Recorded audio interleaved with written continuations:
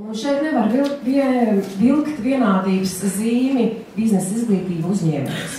Un jau iepriekšējā runātāja runāja jau šīs būtiskās lietas, ka uzņēmējiem jau nav tikai biznesa izglītība, bet ir kaut kas daudz, kas cits ir vajadzīgs. Es gan papildinot to visu teiktu uzņemties atbildību, kas ir pats būtiskākais, jo uzņemas atbildību ne tikai par sevi, savu ģimeni, bet par ļoti daudzām citām ģimenēm. Un no šejienes, ja mēs runājam biznesa izglītība, kas būtībā mums pietrūks un kas mums būtu ļoti nopietni jāliek visās programmās, gan no sākumskolas, arī no vidusskolās un tā tālāk, arī bakalauros un MBA un vēl tālāk, ir uzņēmēja gara veicināšana.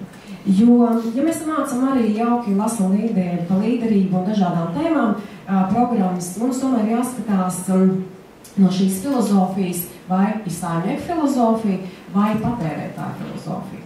Un, ja mēs domājam arī pierādījumu faktos, ka beidzēju daudz, bet uzņēmēji ir maz, tad acīm redzot, šajā gadījumā ir kaut kur tā nesadarība, kāpēc viņi nekļūst par uzņēmējiem. Es pat esmu aptaujājusi vairākus absolventus no ļoti daudzām biznesa augstskolām. Kāpēc jūs nekļūsiet par uzņēmējiem?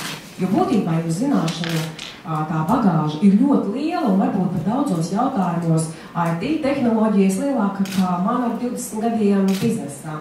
Bet tā būtiskā atbilde ir tāda, jā, tur ir atbildība, bet es uzreiz varu aiziešu labā amatā, man ir uzreiz MBA un tāds jauks augstskolas beigtas.